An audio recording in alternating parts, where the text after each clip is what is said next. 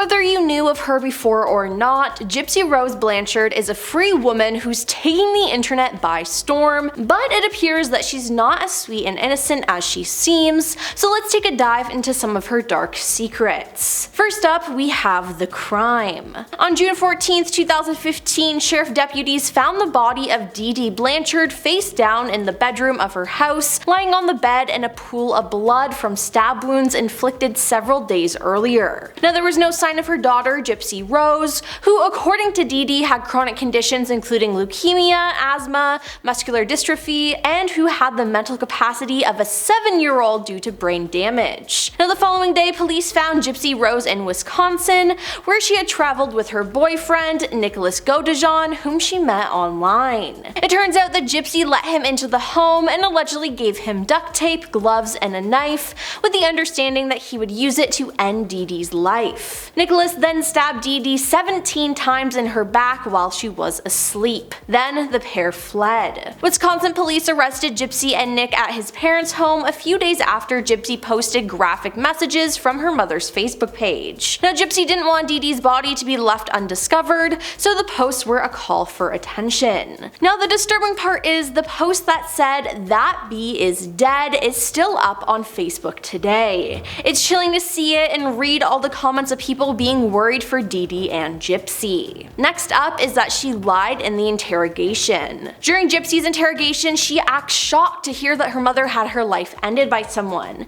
She says, "I don't know what happened with my mom, why don't you just tell me?" "You know what happened to your mom," the officer says. "I know that you know." Gypsy stunned asks, "You think that it's me? Why would you think it's me? I've always loved my mom and I are best friends." Now, Gypsy continued to maintain her innocence until Nick revealed the truth. Now, during a prison phone call with her dad, she tells him that what's being said about her in the news isn't true. "You know I love mama and you know I would never hurt her. Just know that I am innocent and I'm still your little girl," she said. Now, eventually Nick and Gypsy were both formally arrested, and while the charge of first-degree homicide can carry the death penalty under Missouri law or life without parole, County Prosecutor Dan Patterson announced that he would not seek it for either Gypsy or Nicholas, calling the case extraordinary and unusual. Now, after Gypsy's attorney obtained her medical records from Louisiana, he secured a plea bargain to second-degree homicide for Gypsy, and in July 2015, she accepted the plea bargain agreement and was sentenced to 10 years in prison. But as we all know though, she got out of prison early. Now on to her illnesses being fake. So despite everything everyone was told by Gypsy and her mother, she wasn't actually sick. Now, her mother was. Her mother Dee Dee had Munchausen syndrome by proxy, a mental disorder in which a parent exaggerates, fabricates, or induces illness in a person under their care to obtain sympathy or attention. Now, Dee Dee had been making her daughter pass herself off as younger and pretended to be disabled and chronically ill, subjecting her to unnecessary surgeries and medication, and controlling her through physical and psychological mistreatment. Now, Gypsy wasn't aware of this, and when she found out she could walk and wasn't fully sick, that's when she came up with her plan to end the life of her mother. Now, after the disclosure of how Dee Dee had treated Gypsy, sympathy for Dee Dee as the victim shifted to her daughter as a long-term victim of mistreatment. Now let's discuss blaming Nick. Gypsy is quoted in Nick's trial in 2018 saying, "If it weren't for Nick and how dark he was, I wouldn't have gone through with it." Yes, it seems like she blames Nick for the whole thing, even though it was her idea. Nick wanted the deed, as he called it, to be done with a machete. However, Gypsy was headstrong about calling the shots. After all, it was her mother. "I planned this murder," Gypsy said at Nick's trial. She explained under oath how a tasteless and odorless poison was too hard to find, that arson would be too complicated, and a firearm would be too messy. Now, instead of a machete, Gypsy stole a hunting knife from a Walmart. She mailed Nick more than $1,000 that she stole from Dee Dee, and he was to purchase a round-trip bus ticket for himself and a one-way for Gypsy to join him back in Wisconsin. Now, the rest of the money was for food and a room at a nearby Days Inn hotel. Now, what's somewhat funny is that Nick got a harsher sentence than Gypsy, even though she was the mastermind. Nick was charged with first-degree homicide and was sentenced to life in prison without the possibility of parole. Now we have her maintaining a relationship with Nick. Gypsy said she was still pining over Nick while they were in the county jail. They exchanged letters by hiding them in the recreation room and writing messages on the wall. Later, when they were both in prison, the former couple exchanged just 2 letters. When Nick found out that she was engaged to another man before she met and married Ryan Anderson in 2022, he accused her of adultery because he had taken her virginity, even though she said he hadn't, and they were still married under God's law. She replied that she never wanted to get back together with him, but still felt a sense of guilt, which is why she testified on his behalf at his trial. Then we have She Would Steal. It was revealed that Gypsy and her mother used her wheelchair for shoplifting. Now, because they were recognized as a loving mother caring for her special needs child, Gypsy said no one suspected that they were stealing. They used her wheelchair to knock items off store shelves and hide them under her princess dress or beanie cap. Now, Dee Dee told Gypsy that she was 5 years younger than her actual age, dressed her in children's clothes, and she wore a beanie over her shaved head as a part of the cancer ruse. Now, the pair would also swap barcodes on the expensive items with those on cheaper ones. Now, they didn't even need many of the items they stole, said Gypsy,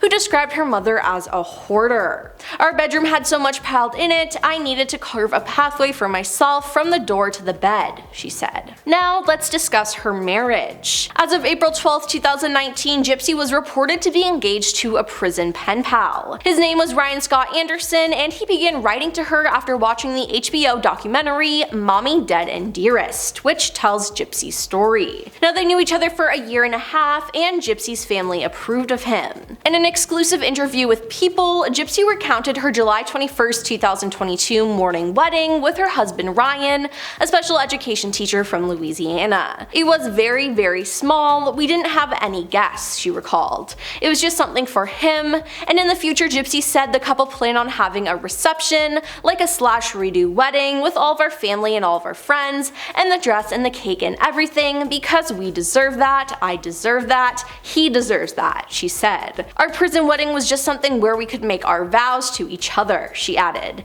It was something that meant something to us. Moving on to her regretting what she did. If I had another chance to redo everything, I don't know if I'd go back to when I was a child and tell my aunts and uncles that I'm not sick and mommy makes me sick, says Gypsy. Or if I would travel back to just the point of the conversation with Nick and tell him, you know what, I'm going to tell the police everything. I kinda struggle with that. But she adds, no one will ever hear me say I'm glad she's dead or I'm proud of what I did. I regret it every single day. Now, her decision to have Dee Dee's life end came after she tried to run away ahead of yet another needless procedure. She claimed she fled her home only to be tracked down within hours. She found me, brought me back, and put in place paperwork saying I was incompetent and she had power of attorney over me, she said. Now, at that point, Gypsy felt there was nowhere left to turn. I was trying really hard to figure out another way, she says. That's when there was a conversation between me and my co-defendant Nick. He said I would do anything to protect you. I said anything, he said yes. Now, after years of reflection, self-work, and therapy, when speaking about Dee Dee, Gypsy said she didn't deserve that, adding she was a sick woman and unfortunately I wasn't educated enough to see that. She deserved to be where I am, sitting in prison doing time for criminal behavior. It's a journey. I'm still really trying to come to a place of forgiveness for her, for myself, and the situation, she says. I still love my mom, and I'm starting to understand that it was something that was maybe out of her control, like an addict with an impulse. That helps me with coping and accepting what happened, she added. Up next, she's now a millionaire. Now, according to one source, Gypsy's net worth has reached an estimated $3 million. Now, how does one spend nearly 9 years in prison with no previous employment experience, only to become a millionaire upon their release? Well, her financial status is undeniably linked to her unexpected prominence as a public figure. The documentaries and true crime adaptations featuring her have not only contributed to her net worth, but have also fueled the ongoing public interest in her case. From participating in documentaries that delve into the complexities of her case, to signing book deals reveals that offer readers insights into her life, she has strategically leveraged her unique experiences. Now, additionally, her presence on social media platforms, with over 8.3 million followers on Instagram at the time of filming this, involvement in speaking engagements, and sponsorships contribute to her overall income. Now, allegedly, Gypsy's journey into the public eye was neither planned nor conventional, but she wants to use her platform to raise awareness about the intricate issues surrounding Munchausen syndrome by proxy. And last on our list is that she was a victim of voodoo. Yep, you heard that right.